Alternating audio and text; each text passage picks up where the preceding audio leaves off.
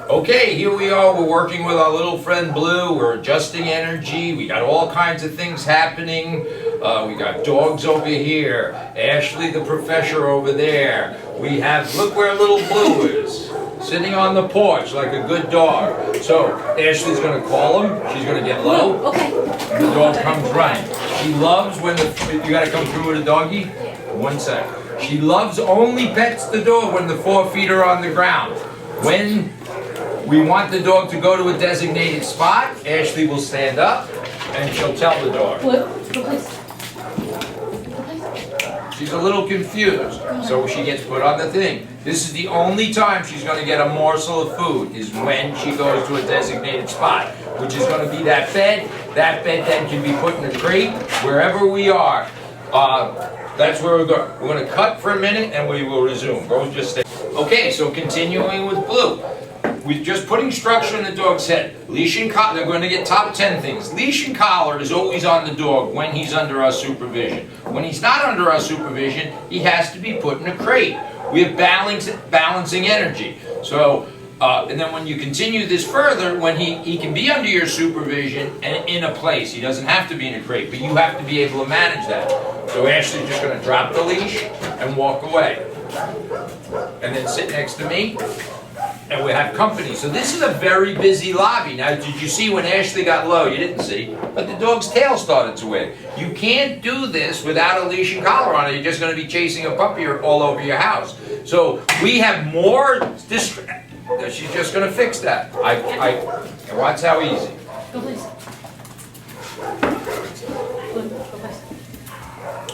But no treats now. So the food reward, the only time we give a dog a morsel of food, that means dinner, treats, turkey, whatever you want to give him is fine. But he has to go to a designated spot. In this case, it's this bed. So in theory, if we do this consistently, in theory, of course, this is 12 days of training. This is really continues on throughout the dog's life. It has to be reinforced by the owners. Theory, you could take that mat wherever you go, and it could be in the back of your car, it could be wherever. He can't get up. I make noises, and so it's about balance. Now, if I ask him to stay there for 3 hours, that would be weird on my part. But if he can certainly stay there for 20 minutes, and the circus could come through town. Now, when we want to love him, Ashley's getting off the couch, getting low, and patting her hands. Okay. And she said, okay. Okay is the release command. Love, love, love when 4 feet are on the ground. We don't touch. Watch what happens when Ashley comes and sits down back on her couch. He may cross a boundary. We're going to fix it. But he didn't. When we're sitting on our furniture, so we have human places and dog places. 80-90% of most people's houses are good for the dog to be. Beds and furniture are not, and certainly not begging at a table. So now does this look like an oppressed dog? He's happy as can be. This is done without a lot of yelling and screaming. It's down here.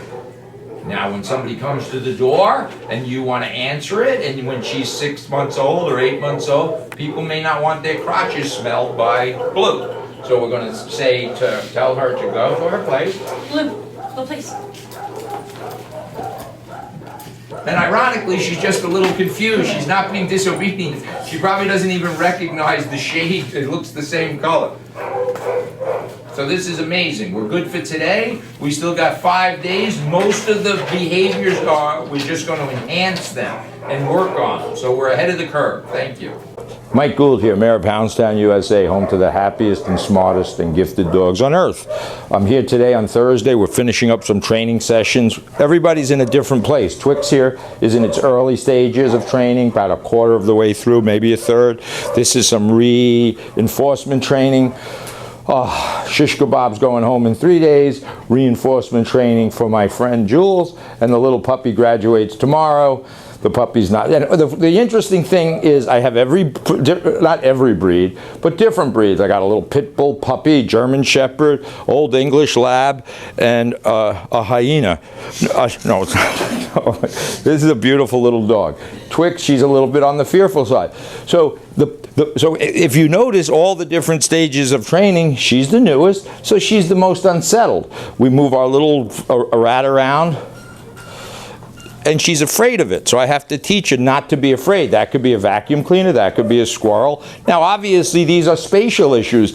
If we drive up onto the dog's nose, it's going to get up. But we're learning, teaching the dogs not to chase a squirrel. This is so again, in deference to Dr. Temple Grandin, dogs see things differently. We need to be in the dog's brain.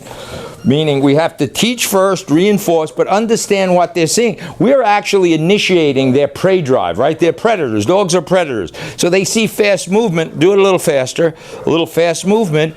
They don't know that this is our man-made squirrel. And then if I yell, that's good, thank you. If I yell, hey guys! That is realistic, so dogs shouldn't be afraid of that noise. But we have to teach them. This didn't just happen overnight. When I just yelled, you'll see that the dogs won't even flinch. My friend Blues hears me yelling. The only thing I yell at is never dogs, I yell at humans. Watch when I yell, and you watch my friend Blue. Ha ha! Hey guys! Who wants to go to Disney World? This is wonderful balance. Dogs adapting to the human world. Why? How do we accomplish this? By using their natural drives, giving them leadership and structure. Leadership and structure. It's a process. It doesn't happen in a day. We teach the dogs to go to a place, put their feet or butt or whatever. We didn't ask them to, they don't have to do anything. They don't have to do tricks. The only place they get food, only place, is when they go to their designated spot. That could be inside, outside. So just pan over one more time. I'll put my friend back. And you see everybody's good. And then we're going to forward this to my friend, Dr. Temple Grandin in Colorado, and let her know that because of her good work, we are able to do this. And we don't use pinch collars, we don't use electric collars, we don't even talk to dogs. We make simple noises. And if I want them to play together, I'm going to give this a whirl. All I have to do is I'm going to change my body position. Can you get in that corner? Maybe get everybody or not really? I'm going to try this, right? This is an experiment. We're in high school now. I'm going to get low, snap my fingers, and watch what energy happens. Okay, good doggies. Good doggies. Okay, okay, okay. All right, was it perfect? Jules doesn't want to get up. He must be stuck to the bed. But that's how we do this. It's balancing energy. I'm not screaming and yelling. It wouldn't work. I love good physical love for the behavior we're looking for. Food only when they go on their place. My friend Julesy, come on, old man. Jesus, Jules. You might be afraid of the little puppy. Anyway, this is fine. Now they're sniffing each other's. They're doing what dogs do. They're investigating my little rabbit here or my raccoon, but they're not killing it because we can't allow it to. All right, good for today. A beautiful day. Jules. Okay, we're finishing up our little friend Blue's 12-day boot camp, boarding school, whatever you like. We put structure in his life. He's doing very well considering his age. He's an immature puppy, relatively. So he's doing his best he can do, and that's what we do. We keep him on our left side, so the leash and collar always on. These are parts of the 10 Commandments. I step out my left foot will trigger his walking. Good dog. Good. We praise good behavior. Praise. Good doggy. Good dog. Good. Correct bad behavior. So sniffing that leaf is a bad behavior. Good doggy. Good. So that time he didn't. I slow down and I ask him to sit. I correct if he don't. And my energy level's down here. Step out my right foot and that will keep him in place. If there's distractions, he gets up. Any violation of what we want, the dog has to get corrected in accordance with the behavior. This isn't about, we don't use pinch collars, we're not throwing pennies at him, we're not There's no this is simple dog behavior. Left foot, we walk. Good doggy, I praise him. Good dog. I turn because I see the big bad wolf. He needs to subordinate and follow. He can't be in charge. I turn, he turns. He's not tripping me, he's not jumping. I stop, he SITs. The only time the dog gets physical praise, this is physical praise, is when his 4 feet are on the ground. He never can jump. So we've worked out a lot of things, and we're going to go inside and show you when and how he gets any morsel of food. It's very specific. Okay, we're finishing up. So notice where I give love, and I get low here. There's not a lot of talking with dogs, because for the simple reason they don't talk. So my little friend is back here. I'm loving him. He's nice and warm. It's cold out, and he's came to me. I didn't ask him to be here. He chose to be here. So if we look at this is our couch, this is our human spots. Human. The rest, he can be at the table, he can't. So we start to identify in your home what's human and what's animal. In my home, 90% of my home is animal, but 10%, tables, couches, kitchens, they have no business in there. Beds? Beds, never. My producer over there. Beds, couches, they can't be on there. The problem is we have these cute little puppies, and what do we want to do? We want to pick him up. He's so cute. Everybody wants Blue. He's so cute. Fast forward 6 months from now when he's 50, 60 pounds of muscle. So you reap what you sow. It's so simple. It's ridiculous. So leash and collar's always on. If we look at this as my house, there's a bedroom, there's a crate, there's a kitchen, a bed. Whoa! The hell? All right, so now, I'm loving the dog. This could go on all day. I have no problems, except that I have a bad back, to be down here with him, but I have to make that effort. When I have to go take a shower, or there's company coming, or the doorbell rings, I just tell him, Blue, go place. The only place in this world that Blue gets a treat or food, including his regular meal, is either on this bed. Now, if I had children coming over or people where the stimulation level would be too high, I'm going to take the bed and put it into the crate. But we'll show you how this works. Once he's told to go to his place, there's no negotiation. His bandana came off, we'll put that back on. So, no matter what happens now, Blue stays there, right? So, I can have my grandchildren over, I can play ball. He can't get up.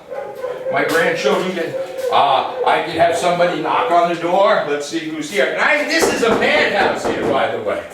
I have this door, he made a mistake, go place. Oh, I said okay by accident, go play. So some of this is why it's better not to talk. I made a mistake. So we also, very good point, thank you for reminding me, Blue. You have to distinguish what you do wrong and what you're miscommunicating. So I miscommunicated, it wasn't his fault. He wasn't disobedient. So we always have to, and this is very difficult, to distinguish in an animal brain what's disobedient and what is a fear or misunderstanding.